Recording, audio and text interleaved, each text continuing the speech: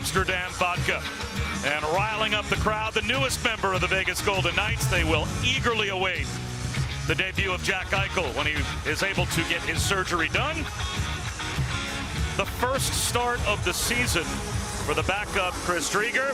He came on in place of Philip Grubauer a couple of weeks ago in a lopsided loss to the Flyers. And we see Robin Lehner has been terrific of late. He certainly has been. He's been lights out for them, keeping them in games, especially in light of the injuries that they have up and down their lineup. Vegas began the season 1-4, but they have won 5 of their last 7. And the Kraken 0-4-1 in their last 5 on the road. So they are hoping for better tonight as Marchessault is able to flip it out to center, and Nick Waugh brings it forward. Across the line, Theodore got it between the circles, but Eberle is able to intercept, come the other way, lost it to Martinez. Okay, Theodore and Alec Martinez, the defensive pair to start. That puck up off the stick of Wenberg and out of play. There's a look at Peter DeBoer, head coach of the Vegas Golden Knights. Helped get the San Jose Sharks to a Stanley Cup final. We go way back to his time in the OHL. Him and his trusted assistant, Steve Spott, brings a nice, calm, but firm demeanor to this club here. And told us the rather humorous story earlier today about when he got the job to come to Vegas. And we're definitely going to share that one with you, because that's a dinner circuit story. Totally. Carrier gets it deep behind the net. It's flipped up off the wall by Adam Larson, but kept in by the VGK. Pietrangelo pinching in along the half boards. A shot pass was intercepted from Carrier. Now Nick Hague, with a hand pass call, gathers at the VGK line.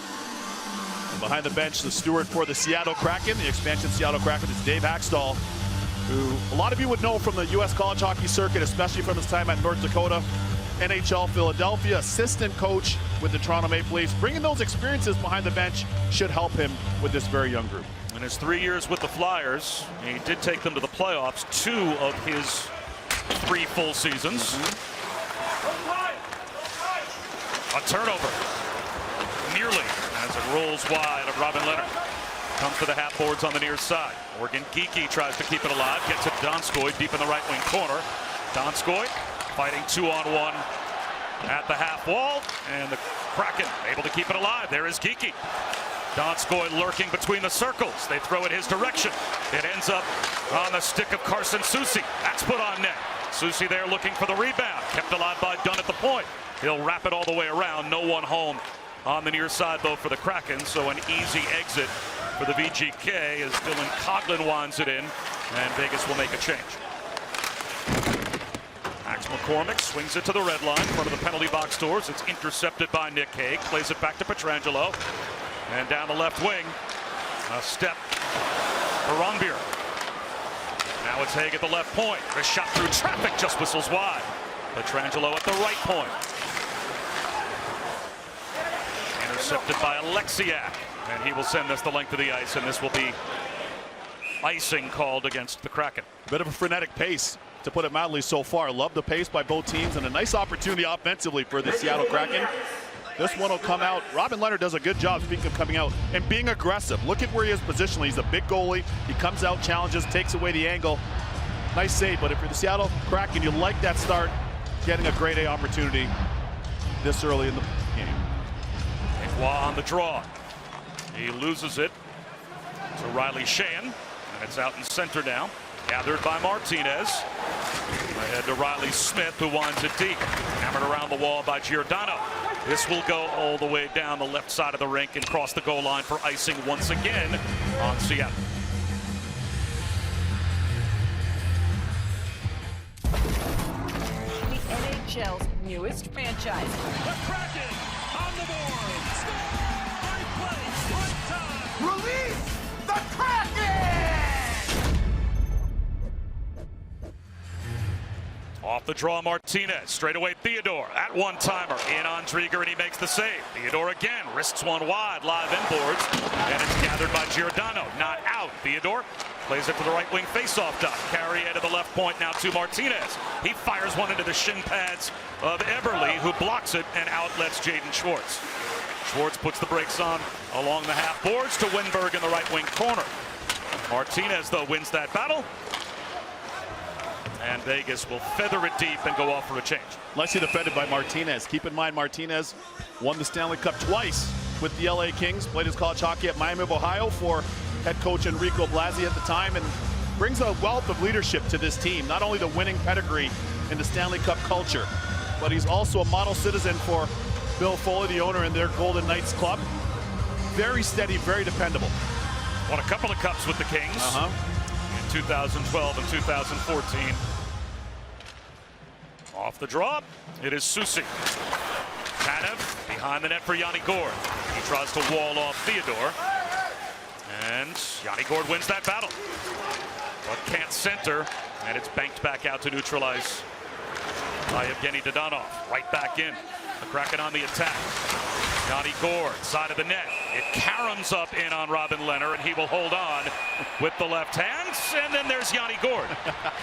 We saw him this morning. He is wont to do sometimes, mixing it up. Of course, of course. Hey, listen, the holiday season's around the corner for all of us, and maybe some greeting cards being exchanged. But as you take a second look at this, nice little play from behind the net. Robin Lehner alertly catches this one, and Yanni Gourde, who won 2 Stanley Cups with the Tampa Bay Lightning, brings some of that leadership in a penalty. Vegas number 20. 2-minute minor penalty for unsportsmanlike conduct, grabbing the visor. Oh, so they're going to put Chandler Stevenson into the penalty box on that little fracas to the right of Lehner, grabs the visor of Yanni Gourde, and now a power play for Seattle. The only power play worse so far this season than the VGK, the Seattle Kraken. So these are 2 teams desperately trying to get on track as we take a look at our SAP coaching insights. Special teams has hurt both of these clubs. No question, and I'm looking to see Seattle, quick movement, a lot more intensity on the power play. Those are things Dave Haxtell mentioned today. Eberle turns it over at the Vegas line. Nick Waugh shorthanded the other direction and looks to kill some time. Wenberg being hounded by Waugh. Back to the captain, Mark Giordano, and he will bring it forward. And now rag one back to Eberle. Across the line, Wenberg. Back in the lineup, Marcus Johansson for the first time since opening night. Wenberg along the half boards. Johansson beneath the goal line. Winds it around. Donskoy, half boards on the left wing side. Eberle, one touch back to Giordano. Wenberg tried to force one out in front. That was blocked. As the power play is half over for Seattle. No shots as of yet. Giordano to Wenberg. Right out in front. Johansson gets to the forehand. The rebound. Score! Jordan Eberle on the weak side. A desperately needed power play goal for the Kraken. And they've got the early lead. 47 seconds remain on this, and the Seattle Kraken, we talked about them needing to be a lot more intense on the power play, outworking the penalty kill. They're able to do just that here. Watch the left of your screen. Nice little stop-on play by Wenberg, who goes down to the goal line. And that's Marcus Johansson, who had the initial opportunity on his fellow countryman out of Sweden, Robin Lehner, who makes the save. Watch a little bump play on the goal line. Lehner pushes forward, makes the save. But Johnny on the spot is Jordan Eberle, who now has 7 goals in his last 7 games. Bob, he was a player of emphasis we talked about to focus on for you fans tuning in, and he lives up to the billing once again. He had the first hat trick in Kraken history in a win over Buffalo on Thursday. Did not score a goal through the first 6 games. Now he's got 7 in 7. And again, either of these teams scoring a goal on special teams has to feel like, I would think, a big weight off their shoulders. Here's a turnover, though. Moving in, a little 2-on-1. Rolls in on Trieger. As trying to go with the backhand. And you know what, Bob? Sometimes this is the way momentum can shift. And that's why coaches say after a goal, whether you score one or surrender one, be alert, because Vegas has a nice counter here on a potential 2-on-1, but outstanding combination defensive play by Lauzon, 55. You'll see it here. Here comes Lecision, second generation NHLer. His dad, Curtis Lecision, played in the league, but nicely defended there by Seattle. Now the Kraken win the draw.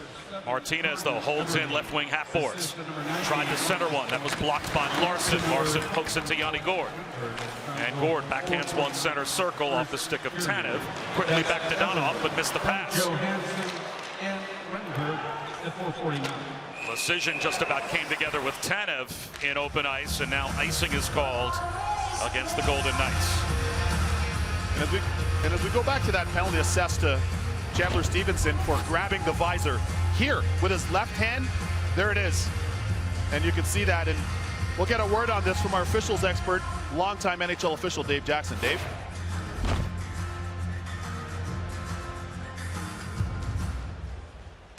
Hey, Kevin. Yeah, that's a great call. It was brought in. That rule was brought in a couple of years ago because it's a dangerous play. You kind of incapacitate the guy holding his visor that way, move his head around, and a lot of times the referee thinks it happens, but the linesman's right there. He can confirm it with the referee, go, yeah, he definitely had a grab of it. And it was a pretty even battle. Probably would not have been penalties other than for the visor being grabbed. Well, Dave, that penalty turns into the first goal for Seattle. They've got the 1-0 lead. And they're attacking on the forecheck as Schwartz and Donskoy work the end boards. Geekie has it, tries to send one back to Dunn. That's intercepted by the newly activated rookie Paul Cotter. He gets it deep. Jonas Ronbier in the corner, comes together with Dunn. Now Cotter winds it behind the net to Ronbier. Ronbier deep in the right wing corner. Cycles one to Brett Howden. Now it's Cotter. Cotter submarines past Soucy, but there is Geekie to pitchfork it out to neutralize on the backhand right in front of the Vegas bench. That is wound deep by Nathan Bastian. Nice pressure by those youngsters with Cotter hooking up there. Some offensive zone time, creating a little commotion. Nicely done. Nicely gathered by Riley Smith. His backhand pass intercepted by the Kraken at their line. Smith has it back, and he'll force one deep. Alexiak turns it over. Marchessault leads one. A shot hit on net by Riley Smith, and that's kicked away by Drieger.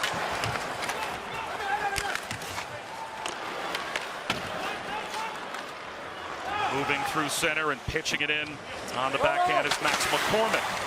Marchessault back to gather, leaves it for Pietrangelo. Stretch pass, a step down the right wing side for Stevenson. He's in first.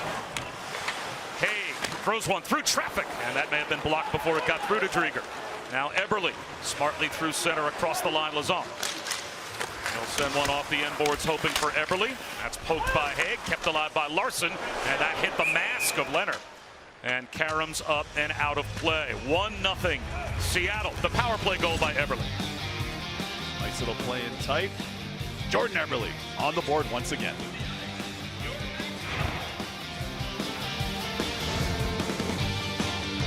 We're going to trade Jack Eichel. We just did not know when and where. Well, Kevin Weeks happened this week. And now Jack Eichel, after he finally gets that neck surgery done, is going to join the Vegas Golden Knights. And when they all get healthy, it's going to be a potent club. It's going to be a really potent club. And Jack Eichel, one of the elite players in the league, electrifying when he's going. When healthy, to me, he's 85+ points in the bank offensively. Outstanding offensive player. Congrats to the Vegas Golden Knights on consummating this deal. And he is going to join us coming up to start the second period on our broadcast as Winberg carries in for Seattle. Puts the brakes on. And now gets double teamed. Flips it high along the shelf. And ends up in the corner with Jaden Schwartz. Winberg tried to get it back to Alexiak at the point. Winberg has it now left point off the stick of Giordano and up into the Vegas bench. See that play there and how it goes off the stick into the bench? A lot of times you'll hear people say, oh, we're on the bench. Why are you horsing around? Well, you got to pay attention because I've seen numerous times in games played, this puck is coming in hot and it goes off the stick of Giordano. And good reflexes there by Keegan Colasar, but you can see the trainer is ducking for cover. And as somebody that got paid to get hit with those, they hurt a lot more than people recognize. So. And he's not wearing any padding. He's not wearing any gear. Exactly. He's not wearing what the rest of them have. Thank you. As off this draw, a blocked shot ends up in center with Soucy to Dunn. Yarncroke gets it deep. Tanev on the forecheck. Yarncroke joins him. Yanni Gourde pokes at the puck, but it's taken back the other way by Matthias Janmark. Across the line, Janmark feeds one to Colasar. Hoping for a return to Janmark. That's intercepted by Vince Dunn. He'll get to center and send it hard around. The Kraken change up as Nick Hague slides one right to Pietrangelo. Intercepted by Donskoy center ice. Geekie feeds one right side to Johansson. Backhander off the outside of the net. Hague moves it up the right wing boards and it's flipped out to center. Sent right back towards the Vegas line by Lazon. And it looks like that Karam's up and out of play. A reminder, you can follow the NHL on social media for behind-the-scenes coverage of the biggest moments, original content with your favorite players, and highlights from the best plays in hockey. The NHL available on all your social media platforms. I love that. Great connectivity with our fans and our fan audience all around the world. Nice to see, especially from players, bringing the game to life, and the off-ice stuff. You get to see some personalities that are in this game. Eyes on! Eyes on! McCormick sends it hard around behind Leonard. Gathered by Braden McNabb. He'll pitch one, but not past McCormick. McCormick working the corner along with Shan and Bastion. And now it's Jonas Rondbjerg, gets it to center. Down the left wing, the rookie Paul Cotter making his NHL debut tonight. Lost the puck to Lazan. It heads all the way back in behind Leonard. Icing is waved off. And Braden McNabb, stretch pass looking for Cotter. He'll tap one deep and go off for a change. Alert play by Leonard with that icing that was about to be nullified. Nice job getting out there, getting that to the D, and helping get that puck out of harm's way. Wow. Down the right wing of Marchessault. Between the circles. Trying to tee one up was Riley Smith. And his stick was blocked before he could get any mustard on that shot. It rolls in on Drieger, and he'll cover up. And here's a little thing that the players like to do in NHL debuts. They'll allow that rookie that's making their first appearance to go out there and have the lap. You see the social media coordinator there as she aptly has the camera in place. And for Paul Cotter, another one of the Michiganders, Bob, that are in the National Hockey League. So nice to see. Eberle off the draw, gets center circle with Schwartz on his left. Gets a return. Back to the point, Giordano. One-time shot blocked before it got through. Theodore plays it to the right wing half forward, swept by Martinez back towards the line, and it's out to neutral ice. How about the emotions of making your NHL debut? Oh my! Could you ever forget that moment for you, your first game? Never. I couldn't even sleep. I played junior my last year in Ottawa with the 67s, and my first start was against the Ottawa Senators. I couldn't sleep. I was so jittery. Fortunately, the game went well enough, but just think of all the people, my mom, dad, sister, extended family, everybody, teammates I played with that helped me get to that point. So no person gets there alone, that's for sure. Steal by Gord, works it in front. Tanev looking for a second opportunity, and that is covered up by Robin Leonard. And we will step aside midway through the first period. A power play goal for Jordan Eberle, his 7th in 7 games. A 1-0 lead for the Kraken. Edmonton with the Oilers moved on to New York Islanders, where he's a clutch performer. But watch this little short play here as it gets to the front of the net. Little bump pass by Wenberg down to Johansson. Here's a little spin around.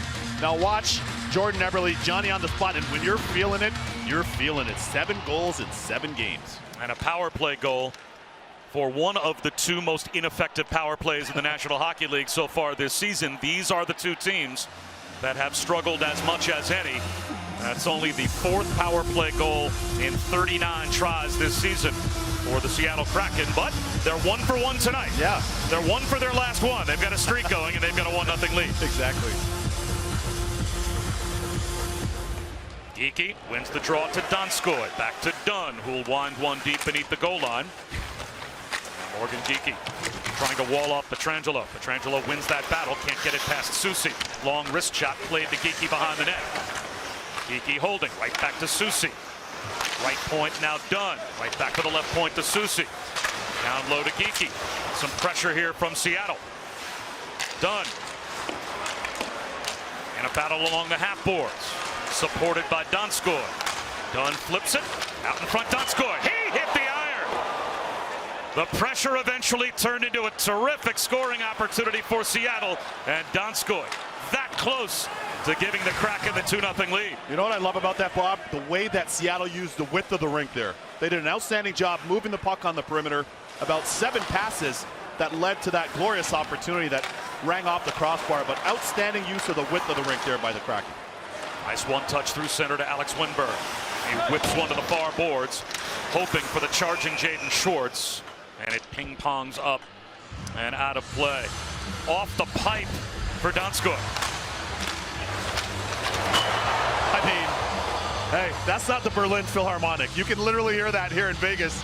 He got all of that, but it's post and unkind there. Was there ever a sweeter sound in your ear than when you would hear that, knowing it's not in the net and I can live to fight another day? Exactly. You're spot on there. Oh, man. With Kevin Weeks, I'm Bob Wischusen, and it's been a fun start so far between the Golden Knights and the Kraken.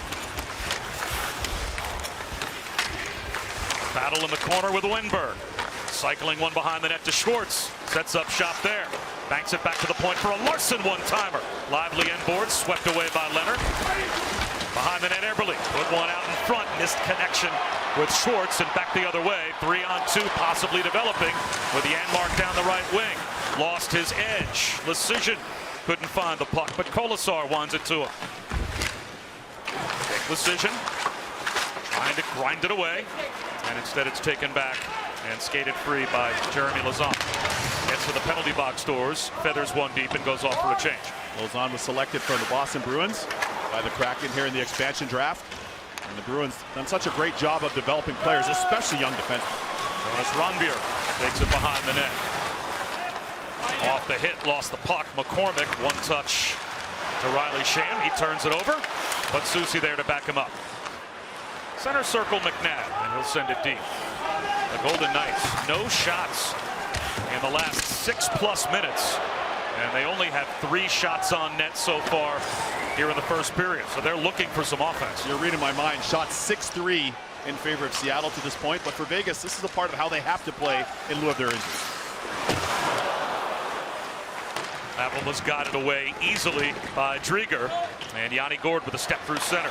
To Tanev, as he gets stood up by McNabb at the Vegas line, and the crowd loves that as Brayden McNabb winds one behind the net. And Tanev heads back to the Seattle bench, a bit shaken. That's vintage Rob Blake-esque there. That's Rob Blake-esque. What a hit. Riley Smith with Marchessault, cut it. He went back door and just missed. Long shot from the point by Pietrangelo is gathered by Drieger, and he will hold on with 6:09 to go in the first period. Seattle with a 1-0 lead. Let's check in with Artem. Thank you very much, Bob. Take you to an update now. It is the Winnipeg Jets leading 2-1 until Jordan Kyrou ties it up, sending this one to overtime, which just started. Back to you, Bob. All right, Arta, thanks very much. That last opportunity by Pietrangelo, the first shot for Vegas in nearly 7.5 minutes. So the VGK trying to put some pressure on a backup goaltender in Chris Drieger that hasn't really been tested yet. Making his first start of the season. Here's Pietrangelo. Looking for Dadonov. He tried to sweep it with his right hand deep. Overskated. Carrier, though, found it, but lost it to Donskoy. Donskoy lost his edge. But Johansson was there. Off the stick of Johansson. Hops up in the air, ends up with Pietrangelo. Pocket picked by Donskoy. And now Nick Hayes looking to take it back as he flips it to Kolasar. Kolasar trying to control it with the skates. Now has it on the stick blade and plays it to himself. Well done by Keegan Kolasar to win that battle along the boards and get it to center. Exactly, and he provides some of that physical element, especially now in the absence of Ryan Reeves. T.S. Janmark behind the net, lost it to Carson Soucy. Gunn backhands one out to neutral ice. Yeah, that Reeves trade afforded the opportunity for Kolasar to come in on still a very affordable contract, and somebody that their general manager, Kelly McCrimmon, knows really well as he played in Brandon in the WHL. Martinez ahead to Rondbjer. Wrist shot off the stick of Soucy, up and out of play. Well, we talk about physicality. We're going to give you a ton of physicality here, and so too do these two players. By Brayden McNabb on Brandon Tanev. Lower in the boom, physical in every way. Rob Blake, that's shades of you.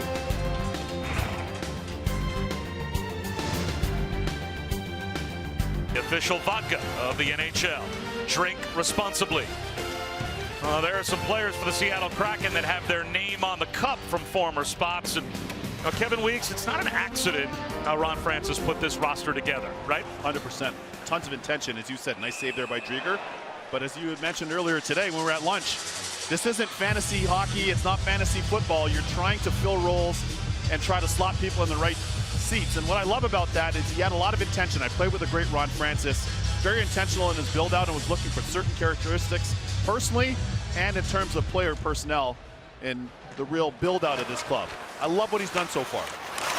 And in football parlance, Bill Parcells always talked about the fact that I don't want the 53 best players. Exactly. I want the 53 best to make a team. Correct. And rather than, and you can see the blueprint of how he formulated guys that play roles. Absolutely. Now, I'm not going out, as you said, fantasy hockey, right, and just picking the most talented player statistically off of every team in the NHL that's available to me. I need guys that can play roles, and it'll be interesting to see how this group continues chemistry-wise to meld as the season goes on. No question. Ron Francis knows that from his time in Pittsburgh when they won those cups. He knows it from our time in Carolina when we got to a cup, and consequently they went back and ended up winning a Stanley Cup. He's one of the best players in the history of the game. But as mentioned, a very cerebral person, great hockey IQ, great human IQ as well. So speaking of that, if you look at the captain, Mark Giordano, who grew up pretty close to me back in Toronto. This guy was undrafted in the NHL. So for a lot of you girls and boys that are playing, aspiring to play at a higher level, look no further than Mark Giordano. Undrafted, came out of Owen Sound in the OHL, believed in himself, had to go to Russia to the KHL on a one-year contract before ultimately re-signing with the Calgary Flames and going on to be their captain, Bob, after the departure of franchise great Joe McGinley. And 3 years ago won the Norris. And won the Norris. Not too bad. Not too bad. Right? You go from undrafted to the best defenseman in the sport. Martinez with a shot from the left wing faceoff dot. And that one guided away by Drieger. Marchessault deep in the left wing corner. Supported by Waugh. Looks to center. Back to Martinez left point. Right point. And the Theodore shot. Fanned on. Riley Smith gathers it in the corner. Back to Theodore. And he does well to pivot away from Jaden Schwartz. Smith holds to Marchessault beneath the goal line. Tips it away from Giordano. Martinez in deep to support Marchessault. Walled off by Alex Wenberg. Wenberg to the puck. And now Jaden Schwartz has it. 3-on-3 the other way. Eberle across the line. Puts the brakes on. Looking for a cutter. And backhanding one into traffic with Schwartz. And now Marchessault flips it up, and it looks like it caught the netting and goes out of play. You know, one thing I'll say is I love the way the Vegas Golden Knights have defended here so far. They haven't chased things. They know the offense hasn't come easily for them per se, but they're not leaving defensive zone positioning nor responsibilities in search of offense. They've done a really good job so far from a defensive standpoint. No shots for Seattle now for the last 6.5 minutes, so they haven't had much offense, at least since the puck that rang off the crossbar from Jonas Donskoy. In center, a step for Carrier. Working on Lazan. Lowers his shoulders and is walled off by Lazan. Beautifully done. And Donskoy has it. Gets to the red line. Gains the Vegas line. Stick handling through traffic. And gets it to the left wing side for a geeky blast. That Leonard was up to the task. Haig the other way. To Carrier across the line. Carrier stood up before he can get to the goal line by Adam Larson. And it's out to neutral ice. Dodonov will send it right back in, and Vegas will change all 5. Great A opportunity. Robin Leonard up to the task, going from his left to his right. A little butterfly slide. Times it perfectly. Great patience, square, and using his size to his advantage. Larson weaves his way through center. Backhands it deep. McNabb just about turned it over. Decision looking for Keegan Colasar. Now it's Nathan Bastian back the other way. McNabb rid to the boards by Max McCormick. Riley Sheahan there for the Kraken, trying to dig it free, as was Carson Soucy. Soucy will now backpedal as the Golden Knights will look for the alley-oop, but that was read by Vince Dunn. Ian Soucy behind the net. Keegan Colasar rather deep in the right wing corner. A centering pass looking for Martinez was Riley Smith. That one put on net by Theodore, and through traffic it is gathered by Drieger, and once again does not give up a rebound. And we see some of the defenders here for Vegas get caught puck watching. All 4 of them there on Donskoy, and this will be feathered out over to that far side. And watch Robin Leonard come across in what we call a butterfly slide. Keep your eye on Leonard. Watch the push. He initiates, Tight butterfly, arm sealed into the body, no holes, doing a real good job using his size and his strength to his advantage there. Well read by Robin Leonard. Robin Leonard, such a terrific story, as he became very open when he went to the Islanders about the battle he had with alcoholism and mental health issues when he was in Buffalo, and he's just rediscovered his career now with Vegas. No question. He owes a lot of it to himself, also the NHL, NHLPA program, and his family members. Of course, Lou Lamoriello and New York Islanders as well to give him that opportunity. But a lot of you don't know, his dad was Henrik Lundqvist, goalie coach, growing up in Sweden. And I remember Henrik Lundqvist, who played the Rangers, saying, keep an eye on my goalie coach's son back home. He's going to play in the NHL. That happened to be Robin Leonard. Well, that 18-19 season he had with the Islanders, he was a Vezina finalist as Smith moves in. That wrist shot whistles wide. And that was when he burst back onto the scene as a legitimate #1 starting goaltender. Wow. Second opportunity. Oh, moving to the left.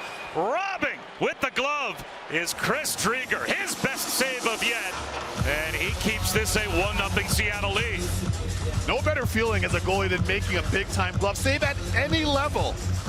And Chris Drieger, as you mentioned, making his first start. He's going to set up in the middle of the net, go into that short side post, the glove side post, but watch him regain his feet and get that big Vaughn glove up in the air and snatch that out of midair. Outstanding save by Drieger. I think Riley Smith thought he had one labeled, and Drieger said no. Down to the last 40 seconds of the opening period. Carrier and Larson in a race for the puck. Won by Carrier. Pays the price as Larson takes him to the boards. Chandler Stevenson back to Pietrangelo. Shot! Score! Deflected in front. The wrist shot by Pietrangelo finds the back of the net. And Vegas ties the game at 1.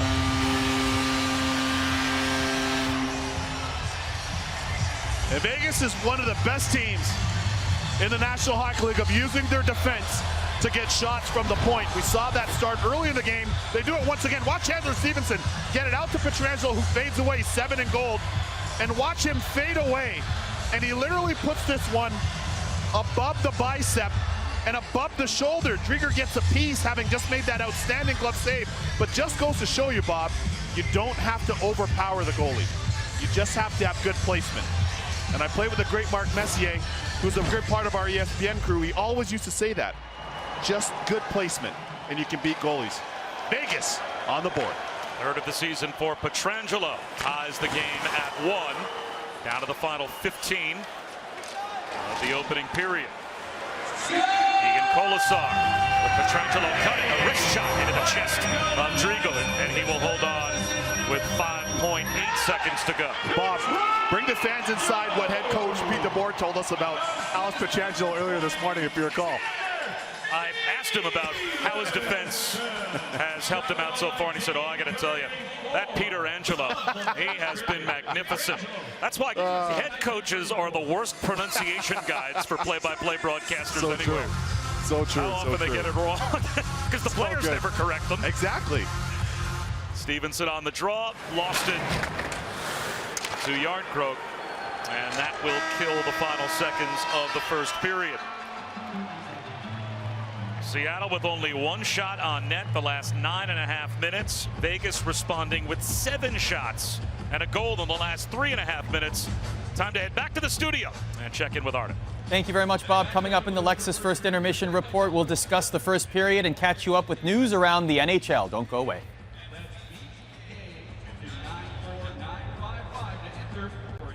Jordan Eberle, about 5 minutes in on the power play.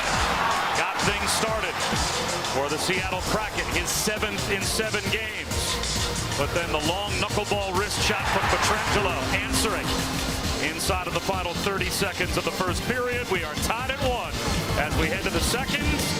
And the news of the week in the National Hockey League, the blockbuster trade, the Vegas Golden Knights, bringing star Jack Eichel out here to the desert.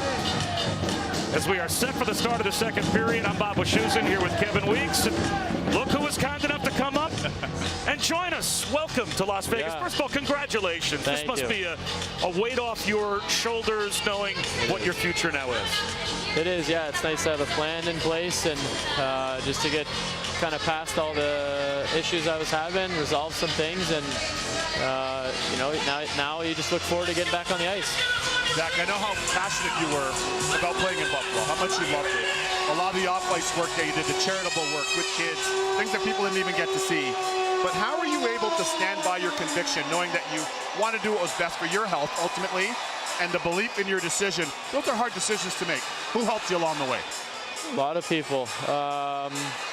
You know, your family first and foremost. Like my parents were so supportive through the whole process. You know, a lot of my buddies that I grew up with were just there for me. I mean, you get lonely at times, and especially when the season started. All the guys go back to camp, and you know, you're trying to stay busy, and you don't really feel a part of a team. So that was tough at times. But yeah, I had so many great people reach out and support me all year, and even players in the league, you know, just giving me support. And now we're all past it, and I got a big smile on my face. As you should, as you should. I'm sure you will have a smile on your face as well when the procedure is finally behind you. The operation's coming up on Friday, and then you begin your rehab. And how anxious will you finally be to get out on the ice with this team when this is all in the rearview mirror? Yeah, that's, I mean, trying to imagine myself out there. Obviously, I got a long road ahead, but it's pretty crazy to think that this is my new home rink. Jack, how long is a rehab looking like, and what are you looking towards as a return kind of window for you? Yeah, so it's I have a follow-up post-op, so it's 3 months after the operation, and we're hoping at that point we get good news, we get cleared to come back and play hockey. So you know, the rehab process, it's the first few weeks it's pretty detailed, and there's a lot that goes into it, but you know, talking to some of the people that have had the operation, they've had really good outcomes, and you know, it wasn't too complicated as you got further along. Was on with a long shot after good pressure was put on by Eberle, Wenberg, and Schwartz to start the second period for the Kraken. And speaking of the cavalry coming, I mean, this fan base has been waiting for Pacioretty and Stone and, you know, Carlson to get back on the ice as well. When you get added to that mix, it's a tremendous amount of firepower that the Golden Knights are going to have on the ice second half of the season. Yeah, I mean, it's such a deep team. I mean, even with some of the injuries, there's so many great players that are out there right now, and yeah, it should excite a lot of people. It should excite the fans. I know it excites me to be a part of a group like this, and you know, injuries are part of the game. You got to get through them, but just excited for guys to get healthy and, you know, start to put this thing together. You know, Jack, you have an outstanding owner in Bill Foley, majority owner here, who's one of the best, and not only in our league, but in all leagues. And him and the management team did a great job of going out and getting you, because this is where they see themselves as a Stanley Cup contender. What does that mean to you to see the commitment that they've shown you here going forward? Yeah, you have no idea. I mean, you know, through the whole process, you know, Vegas, you know, showed a lot of interest, and obviously they went out and made the decision to get me, and that's, I mean, it means so much to me and my family that they feel that I can help their group, and they made a commitment to me, and you know, I'm very, very grateful for the opportunity. That shot from Dunn flutters wide. Have you closed your eyes and maybe pictured Eichel, Stone, Pacioretty weaving through center together? Is that something you're excited about? Yeah, who knows? You know, there's so many great players. I'd be very lucky to play with any of these guys out here. You know, now you know, he's trying to do good TV. You know, he got bad direction. See, I'm not a director. No, I know what I know. That's why he knew. Yeah, you know what? I'm not on the half wall on the power play. I stay in the net. So we got cameras everywhere. It's all good. We do. You know, I'm a BC guy. You had a cup of coffee at BU. I'm a Rangers fan. Yeah. Now you're here. Am I allowed to be a little sad? Yeah, you can. Maybe the BC thing's unfortunate, but yeah, that's too bad. Cup of coffee, you say, huh? Well, the Ranger thing is even more unfortunate because now you're a member of the VGK. But good for them, pulling the trigger, making that move. And you know, when did you get the phone call? What was your first reaction? What was told to you? Who were you with? What was that like? I was just at home. I was actually in bed. Buffalo was on the West Coast. They were in Seattle, so 3 hours behind. And I got a call from Kevin Adams just saying that he had traded me. I actually missed his original call, and he had texted me to give him a call. And at that point, had an idea that he was texting me to call him because he had traded me, and it was 11:30 at night. But yeah, it was a little bit anxious, to be honest. I didn't know where at the time, but he informed me it was Vegas, and let's just say I was pretty happy about that. Yeah, no doubt. Well, listen, as we have a penalty assessed to your club, the Vegas Golden Knights here, one thing I'll say, Jack, is our league has a lot of outstanding players, and to have one of our preeminent superstars like yourself with a new home going forward, it's so much better for our league. It's better for you, I can't imagine, but especially for our league and having you showcased here, just as you were showcased in Buffalo. So how excited are you now, once you're healthy, to get back to your A game? Yeah, that's it. I mean, last year was a tough year. The year before, I felt like I was just starting to scratch the surface of the player that I can be and the impact I can have. So I look forward to getting back to 100% and really just taking off and showing everyone the type of player that I expect out of myself. And there's so many great players here. It's a competitive environment. The organization expects to win, and I'm very happy to be a part of that. That's it's a great thing to be a part of when your goal at the beginning of every season is to win a Stanley Cup. Giordano's shot blocked by Riley Smith. He breaks back the other way, shorthanded, drops to Pietrangelo, and then Giordano is able to block that shot. 30 seconds gone by in the Seattle power play. Jack, you talk quickly about what you've done in the offseason off camera. You had a great offseason in terms of fitness. You're down 10 pounds. You're always working on your game. Maybe tell the girls and boys and the people out there that are listening. One sec. Wenberg, high and wide. He was set up beautifully by Donskoy. Why that's so important? Yeah, I mean, I think, for one, just staying in shape, keeping your conditioning levels high, cardiovascular health, and a lot of that's going to help me on the opposite side of the surgery. And so it's going to be, it's going to be important that I get in hockey shape as quick as possible. These guys are out here playing every night, and so they're in a lot better shape than I am. Excuse me. They had a full training camp, so. But I'm going to have a lot of time to get myself in the position that I need to be at my best, and I have complete faith in the medical team here and everyone everyone a part of it. That when I come back, I'll be I'll be at top conditioning and ready to rock. From a conditioning standpoint, and then even from just a skill and timing standpoint, getting back to game speed, where do you think you are? How long do you think it'll be before you're Jack Eichel again? Yeah, I mean, it's always tough. That's why you have preseason and the guys get extra games, so it's tough to really say.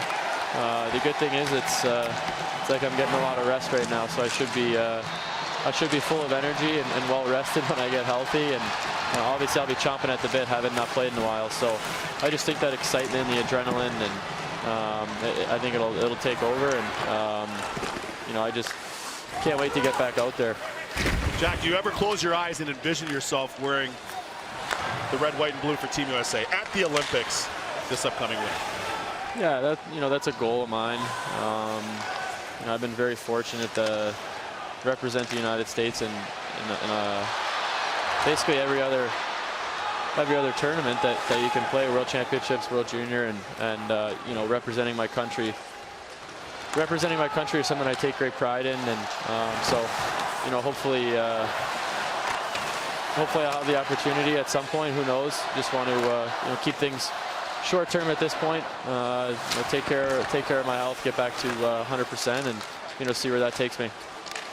Well, when you get to be 100%, this Vegas Golden Knights team, especially when Pacioretty and Stone and Carlson and the rest, that the cavalry is coming for the VGK. There is no question, as continued pressure being put on, even on the power play. Good opportunities for the Kraken. Leonard with a couple of saves. There was a big miss by Everly as well, as we are coming up on 7 minutes gone by here in the second period. Brandon Tanev, wheel around, hard angle shot at the outside of the net, trying to force one towards on the backhand, Shan. And that is gobbled up, taken the other way and flipped out by Janmark. Nice job by Robin Leonard being able to seal that blocker side, short side. A lot of shooters, including you, Jack, like trying to go short side, but nicely done by Robin Leonard there. Donskoy across the line. Pivots and waits for help straight away. One-time shot by Soucy, deflected wide. Dunn pinching in. Vince Dunn sets up Soucy.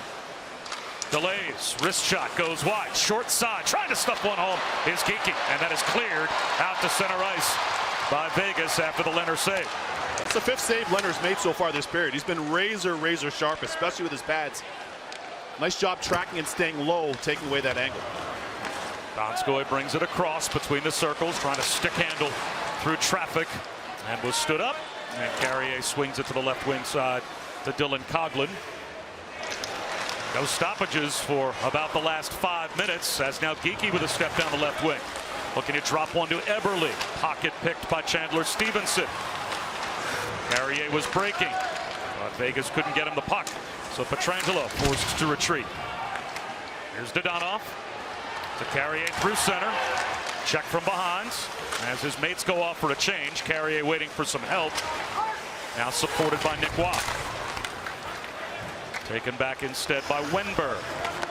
Drops one off to Schwartz. And Seattle is offside at the Vegas line. Jack Eichel, thanks so much for spending some time with us. And, you know, congratulations. Thanks Best of luck. We're going to be watching you. Thank you. Yeah, it's been great to see the NHL back on ESPN. Thank you very much. Good promo. Thanks. Coming right back. Of course.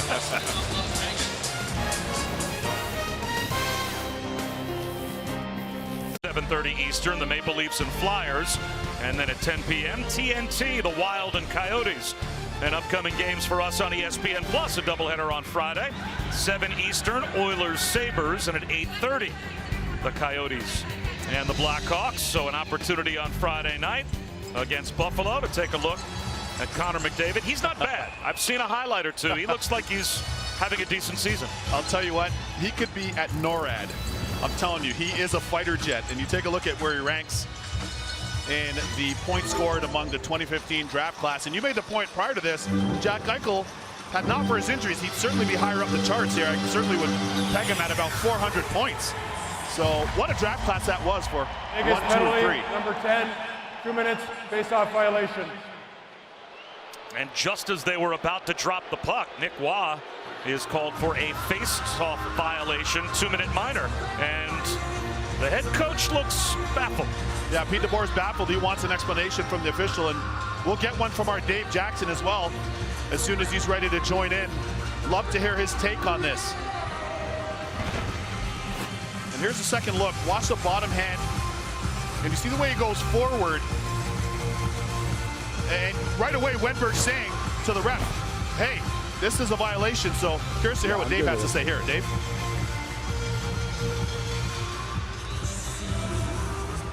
Yeah, it's become it's an automatic penalty. When the puck drops, it has to be touched by a third player. So and it doesn't matter if the other centerman touches it. You need a third player to come in, a winger, a defenseman, to make contact with that puck before the centerman can make contact with his hand. Otherwise, it's 2-minute minor, like you see there. So it was an automatic call, quickly recognized by the officials. And that puts Seattle back on the power play. Alertly recognized by Wenberg, too, as he was going in that face-off against Waugh.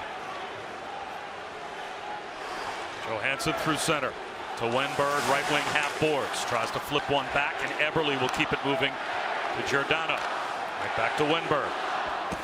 Wenberg to Giordano at the point. Wenberg in the faceoff dot. Back to Eberle. Shot pass just missed connecting with Johansson. And Seattle clears it themselves. Exactly. With that miss. Yes, and Eberle was looking up to the rafters as if to say, man, I got to shoot that. I knew who his intended receiver was on that shot pass, but being that he's a righty on the left side, I'd like to see him shoot that there. Yanni Gourde across the line, gets a return. Haig stands him up in the corner. Schwartz sweeps at the puck. It's out in front. Alexiak was right on the doorstep and was stoned by Leonard. And now Dunn retreats, being hounded by Kolasar. Yanni Gourde back to Vince Dunn. Dunn flips it right side to Jaden Schwartz. Throws one towards the net with Alexiak on the doorstep. That was stopped again by Leonard. Schwartz has it, top of the right wing circle. He'll take it deep and pivot it back to the point to Dunn. 17 seconds to go on the power play, and that intercepted and thrown the length of the ice. And now getting into it right in front of the bench was Nick Haig as he decided to dump Alexiak. And that's a big man. Two big men, really. It's sent hard around. Kiki pressuring the puck. As the power play is now over, Wah out of the penalty box, and we are back at 5 aside. Stevenson across the line, swept back out to neutralize by Lazan, sent right back hard around by Braden McNabb. Weaving his way behind the net, Ronbier. Wah right back to Ronbier, walled off by Lazan, chopped at by Wah, tried to get it out in front, now it is along the boards and gathered in and skated free by Donskoy. He'll send it deep, and the Kraken will change. There's a stretch pass. Ronbier trying to catch the Kraken in transition, but unable to connect. A near turnover that hopped over the stick of Marchessault. Dunn's pass intercepted by Theodore. Gave it right back to him. Dunn across the line, able to feed McCormick as he tumbled down to the ice. McCormick back to Soucy at the left point. He'll wind it deep, goes in behind the net. Caroms in the right wing corner to McCormick. And now it's taken back by the VGK. To Donoff, one touch to center.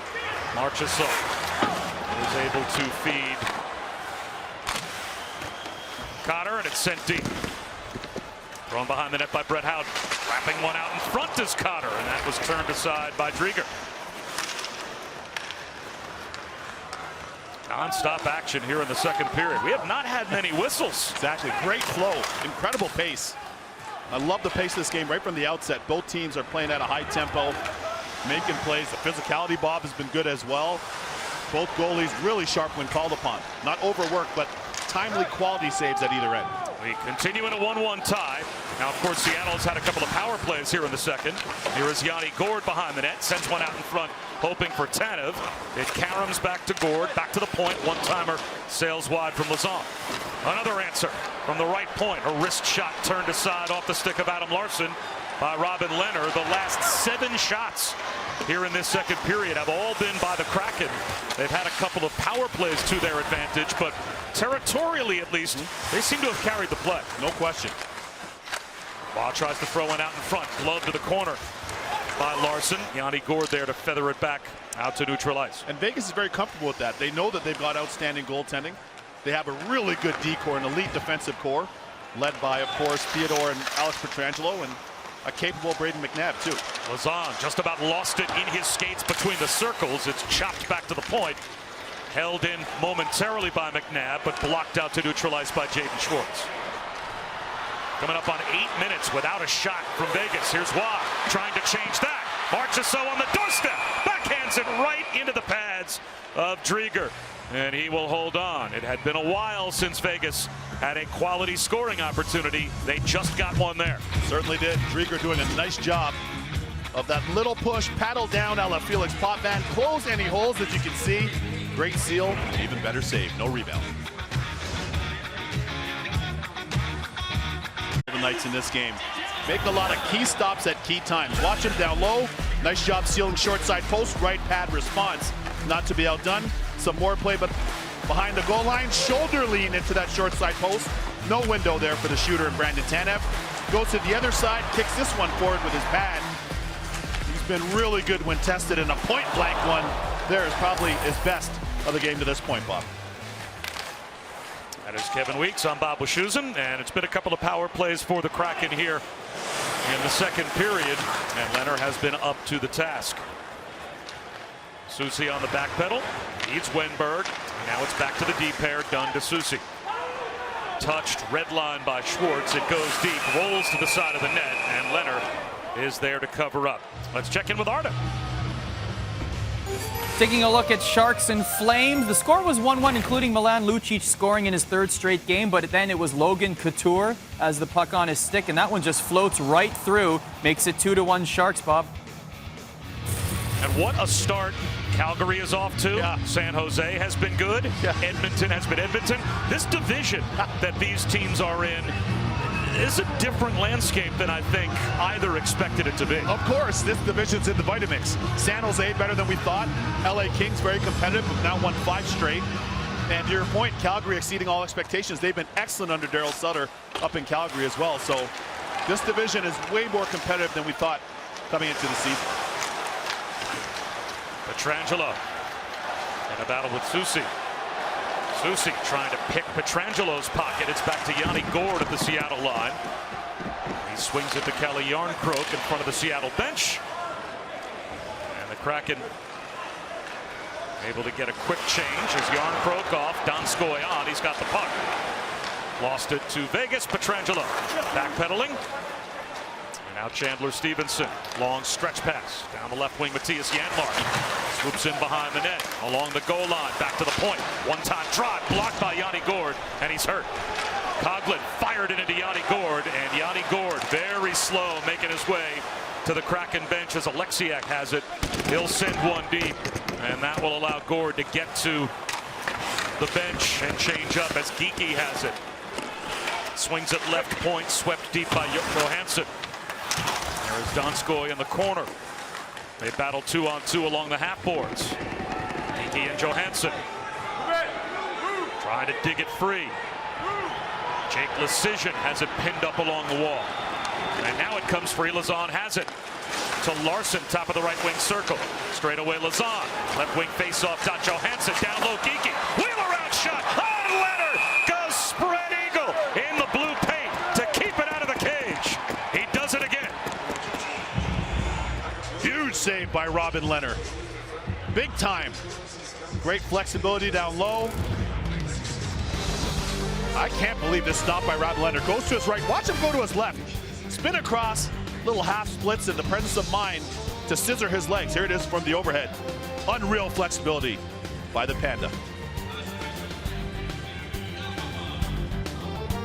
And here he is making another save. A great one at that. And when he put on a little bit of weight during his time in Buffalo, guys started calling him the Panda. And what I love about Robin Leonard is he takes that. He goes, you know what? And here's a tweet from him. He says, hey, I'm going to defuse everybody. I'm going to disarm everybody. I'm going to own that. Now, to his credit, he got himself in really good shape this past offseason, and you can see the fruits of that here by how well he's playing and how agile he is, but he's having a lot of fun with the nickname as well. Good to see. Offside called at the Seattle line. Let's check in with Arda again.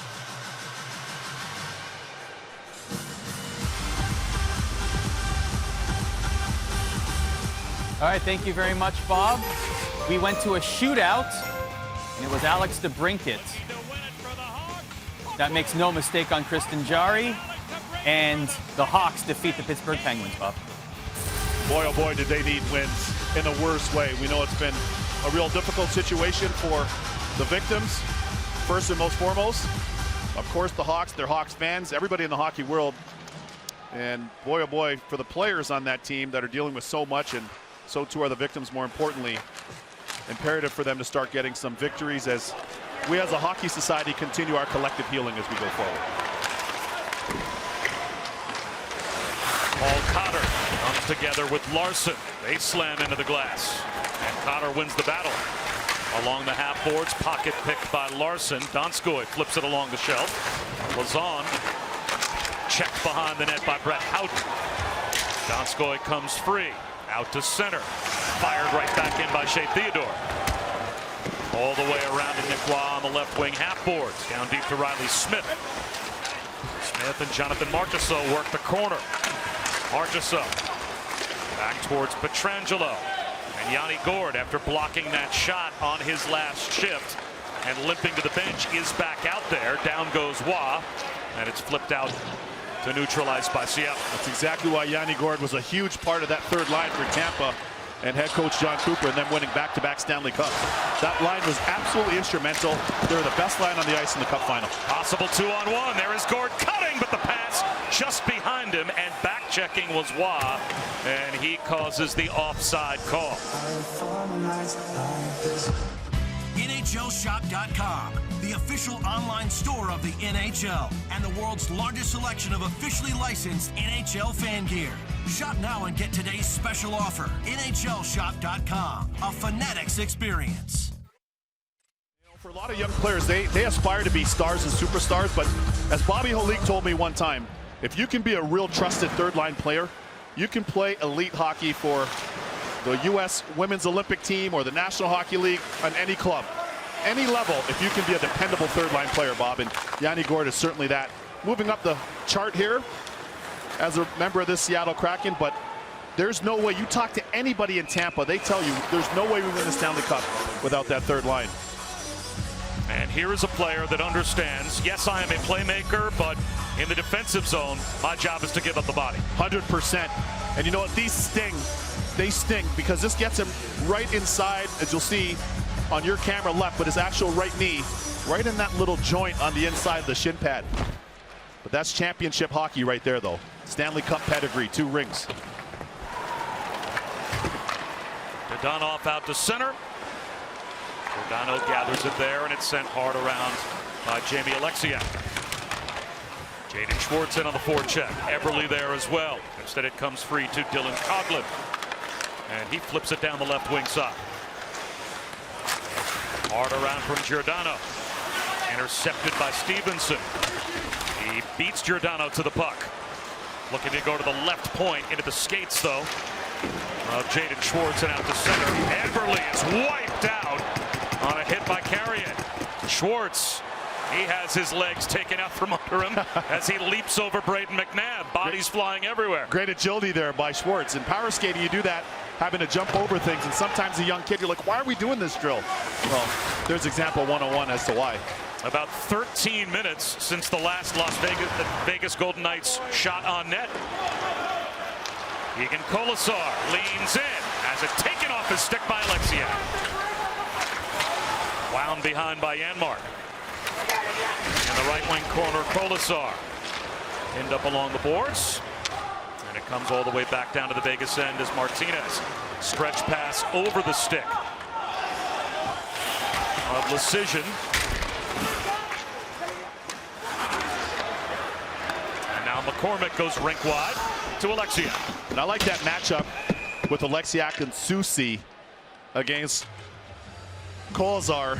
And so if you want to play this game, you think I want to play. Boom! In comes Carrier with the big hit on Eberle. And we talked about having to pay the price to make plays and play at elite levels. We mentioned it with Yanni Gordon. Coaches will often say, take a hit to make a play. You hear GMs talk about it when they're going out to scout a lot of you young players that are aspiring to play. And those are the little things that you can do well that can help differentiate you from other players.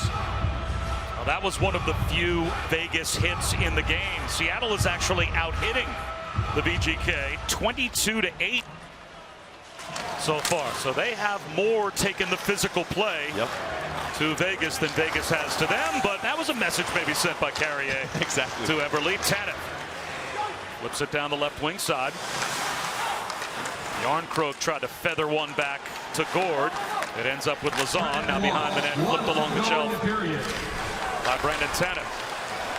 Yarncroke and Tanev both fighting for the puck in the far right wing corner. Now Yanni Gord comes into support as the cycle underway for Seattle. All the way back to Larson at the point. He sends it right back to Gord behind the net.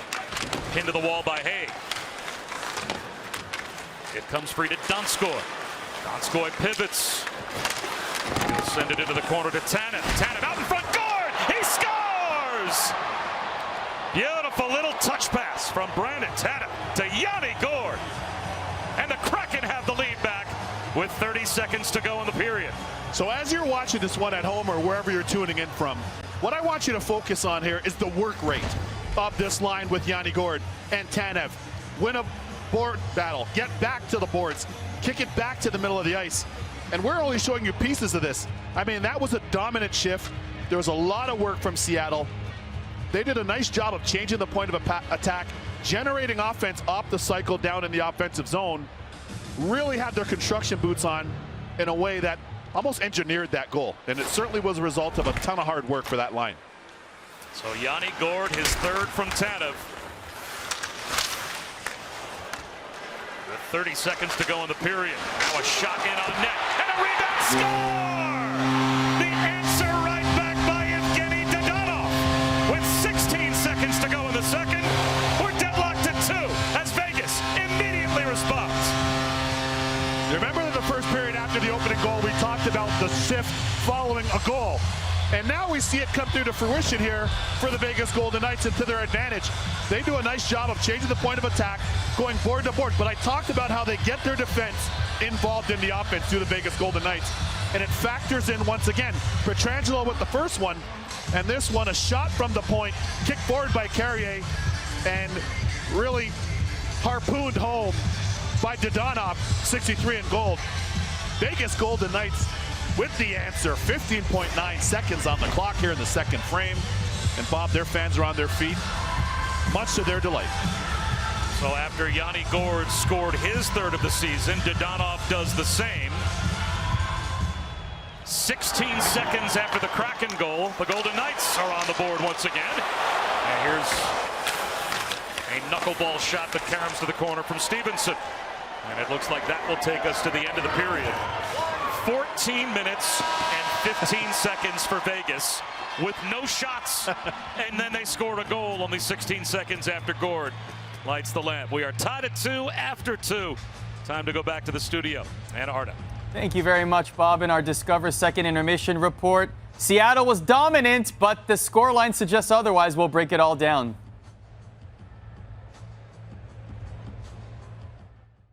Kevin Weeks, and we have exchanged goals. It began with Jordan Eberle. Yeah, we certainly have. Jordan Eberle, his 7th goal in his 7th game. Safe to say he's on fuego right now. And then it's Alex Pietrangelo forcing this one over the glove of Drieger, providing some of that Stanley Cup winning pedigree that he had in St. Louis as their longtime captain. And then Yanni Gourde, speaking of Stanley Cups, 1-2 in Tampa, leans down on that bottom hand. Nice goal by him, and not to be outdone, with merely 15 seconds and change, Dodonov with the equalizer.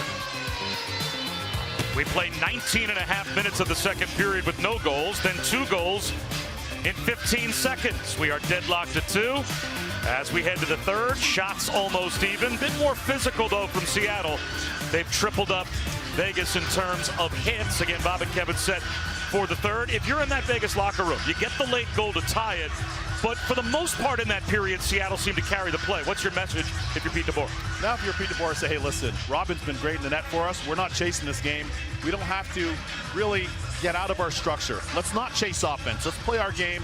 Get shots from the point as we have. They've served us well so far. Go play in their end, because as you just pointed out, Bob, to this point, Seattle has had the territorial advantage in the offensive zone. 3+ minutes more of offensive zone time. But for Vegas, no panic. You're at the Fortress. You're on home ice here at T-Mobile.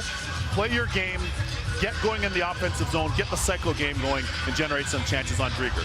And again, from a territorial standpoint, and even a jump standpoint, I have to think Dave Haxtell's got to be happy with what he has seen after what had to be a really debilitating loss to Arizona over the weekend. No question. And also of note for them is the fact that they have a goal on the power play. They're 1 of 3, are Seattle. So that's a bright spot for them as well. Let's see what happens in the final 20 minutes as Martinez carries deep. He tried to center one. It was blocked by Eberle. To Waugh in the corner. Back to the point. Riley Smith gets a return. Smith, wrist shot blocked in front. That one by Giordano. Waugh quickly to the puck. Marchessault back to the point. One-time try. Score! Shea Theodore gives Vegas their first lead of the night. 30 seconds into the third period. Bob, did you not just ask me what Pete DeBoer would say? And I said, let's get some shots from the point, and let's have some offensive zone time. Message sent, message received. This is a strong side one-timer, meaning a one-timer on your natural side. Shea Theodore's a lefty. He shoots this off the left side. We usually see this from Brent Burns with the San Jose Sharks as a righty on the other side. But Theodore overpowers Drieger on this one. 30 seconds into the third. Vegas Golden Knights up 3-2. So stretching back to the second period, that's 2 goals in 45 seconds for the VGK after they fell behind once again 2-1. What a response by Vegas. And here's another look at the goal, but I like just the decision to shoot this puck right away. And Alex Pietrangelo scored in that same area over the glove earlier. Here's what Chris Drieger's contending with. He looks to the right. The shot ends up coming to the left, barred down by Shea Theodore, who I really think is going to be featured on Team Canada in this upcoming Olympics. We talked about Jack Eichel for Team USA, but Shea Theodore certainly will be a fixture on the blue line for Canada in the Olympics. And now Dodonov may have drawn a penalty. He was working on Larson, and it looks like Adam Larson is headed to the box. 2 minutes for holding.